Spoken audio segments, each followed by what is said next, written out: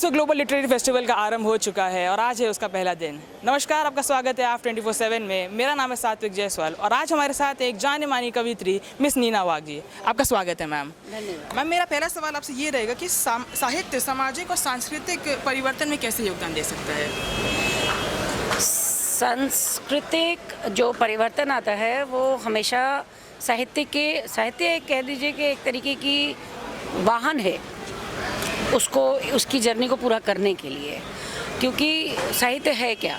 साहित्य जो है हमारा जो आत्मिक अभिव्यक्ति का एक माध्यम है।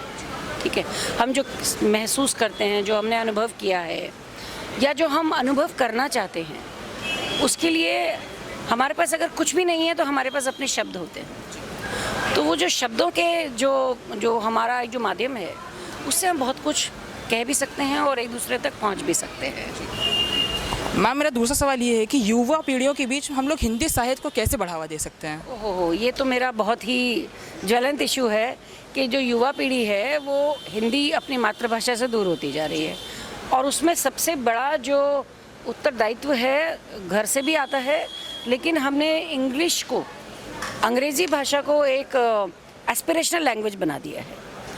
तो उसकी वजह से हमारी अपनी मातृभाषा के प्रति हीन भावना आ गई है। वो हीन भावना जब तक नहीं जाएगी, हम अपने यूथ को हिंदी से जोड़ नहीं पाएंगे।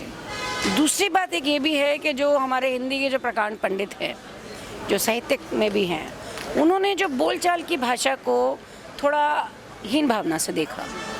तो भाषा क्या है? भाषा तो एक माध्यम ही है हमको आपसे एक दूसरे से जोड़ने के लिए। तो अगर उस भाषा को सरलता से भी यूज़ किया जाए तो उसमें कोई बुराई नहीं है। तो इसलिए जो भाषा की जो क्लिष्टता है उसको थोड़ा कम करने की भी ज़रूरत है। कि भाई जैसे आपने लिखा एग्जीक्यूटिव इंजीनियर, अब आप हिंदी में पढ़ते हैं अधिशासी अभियंता। अब आपको क्या समझ में आएगा अधिशासी अभियंता क्या है? तो जो बोलचाल की भाषा में जो हिंदी होनी चाहिए, उस पे हमारे हिंदी के विद्वानों ने काम नहीं किया है, उसको सरल बनाने के लिए, बिना उसकी गरिमा से कॉम्प्रोमाइज़ किए। और उसके लिए मैं आप लोगों को सबको ज़रूर कहना चाहूँगी कि आप लोग ज़रूर काम करें, बोलचाल की भाषा रखें, उसकी गरिमा को बनाते हुए रखें, लेकिन हिंदी के ऊपर काम ज़रूर करें। मैम, हिंदी साहित्य का भविष्य आप कैसे विकसित होता हुआ देख रही हैं? देखिए, एक सबसे अच्छी बात है क्योंकि मैं हिंदी अनुवादक हूँ और मैंने पेंगुइन के लिए हिंदी भाषा में अनुवाद किया इंग्लिश किताबों का। और पेंगुइन एक बहुत बड़ा पब्लिशर है, तो उन्होंने पेंगुइन हिंदी का स्थापना करी। तो मुझे लगता है कि हिंदी का भविष्य प्रखर है, अच्छा है, उज्जवल है। और मैं कई कवि सम्मेलनों में जाती हूँ जहाँ मैं युवा पीढ़ी को देखती हूँ, बहुत अच्छा कमांड रखते हैं हिंदी पे। और ये इंग्लिश की गलतफहमी हमारे सिर्फ ये 4 मेट्रोपॉलिटन्स में ही हैं। और अगर आप इनफैक्ट आप दिल्ली में भी एक क्रीमी लेयर को थोड़ा सा छोड़ दें, अगर आप थोड़ा सा सबर्ब्स में जाएंगे तो हिंदी बरकरार है। और यूपी और एमपी और बिहार, ये भारतवर्ष की सबसे बड़ी स्टेट्स हैं जो कि हिंदी भाषी हैं। तो हिंदी कहीं जाने वाली नहीं है।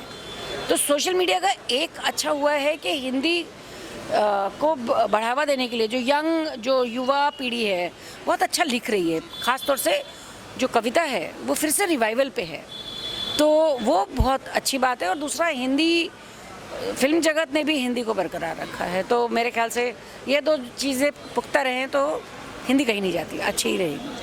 Thank you so much ma'am आपके समय के लिए। वीडियो जर्नलिस्ट निनाद शर्मा के साथ मैं सात्विक जायसवाल, आप 24/7।